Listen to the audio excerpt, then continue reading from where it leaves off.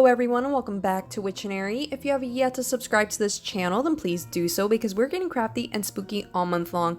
And today I have a video for you guys that normally I wouldn't record because it's kind of odd and weird and I know it wouldn't be popular, but I decided to share it anyway in the spirit of Halloween.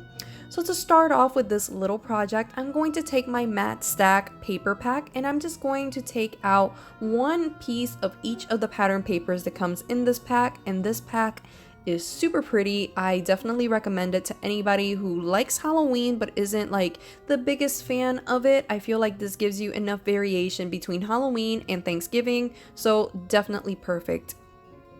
For today's video, I am focusing on my nieces. I wanted to send them a card that they can really interact with, going along the sentiment of trick or treat. So from the internet, I found this tiny little template to make tiny envelopes because my plan for today's video is to adhere a ton of tiny little envelopes to the front of a card panel to stuff with little goodies and little tricks, so that way when they go to open up their cards, they have little other envelopes to open up that will either lead them to tricks or to treats. So that was definitely the game plan. I'm going to link to the website I found this template at, although I had to adjust it on Microsoft Word a few times until I got the right size that I personally wanted, and these envelopes were definitely not my first choice. I felt like they could be better, so yeah, those are my 2 cents about that. My nieces are still very young. They're like around 7 years old or so they're not at that age where they could appreciate full-blown cards, although they do like pretty cards because yay, sparkly things. But I felt a card like this would be much more age appropriate because it's very interactive, like they can grab it and open it and they can read. So they definitely will be able to read the very simple messages that I've left in some of these envelopes in an effort to trick them a bit.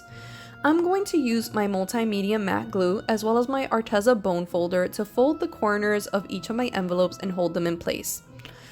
And guys, do not judge me. I collect crystals and they are literally sprawled out everywhere on my card desk or my craft making desk, and they are the heaviest things that I can find to actually hold these little envelopes in place while they dry, or at least stay in place long enough for them to dry. So yeah, don't judge me.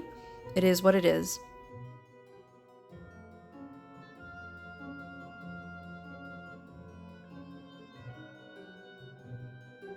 Once I was done with the envelopes themselves, I took out a piece of white cardstock and I just cut that down to be slightly smaller than the A2 size basic card panels, and I rounded out the corners.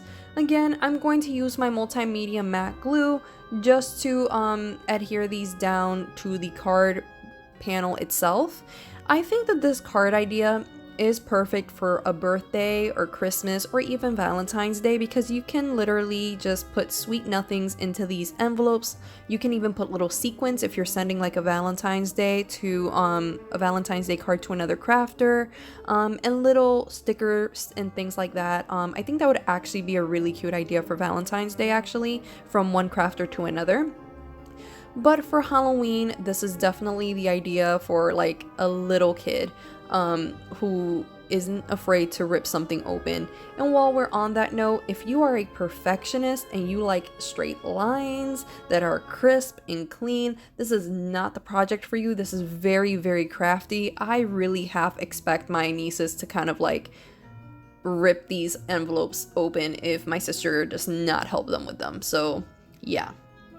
I pull out my mini Misti and my now favorite Halloween stamp set, which is the Spooky Script Halloween stamp set, and I stamp out Trick or Treat, and that sentiment is dainty and small enough to fit at the top and on the inside of my 2 card panels.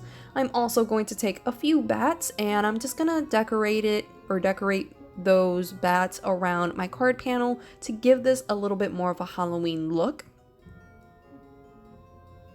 And once I was done with all of that, I go ahead and I raise up my card panels on top of some paper bag card bases using some foam tape, just because, again, I really wanted these cards to have a little bit more of a hefty feel. They are going to be in the hands of a child, so, or of children, so definitely wanted that heftiness.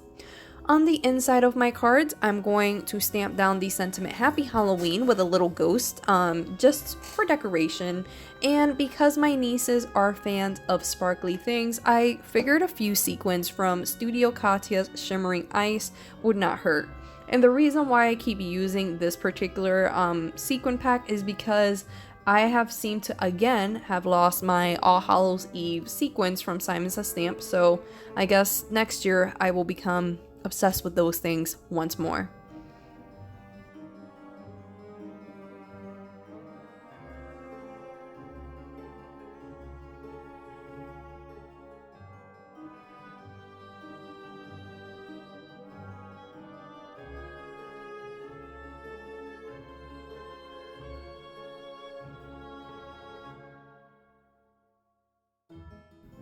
Once I was done adhering all of those sequins, I wanted something to tie in the gold of the paper to the actual card base, so I just took my gold gel pen and I did a few embellishments around the sentiment trick or treat and around the card panel, just to kind of, you know, set the mood.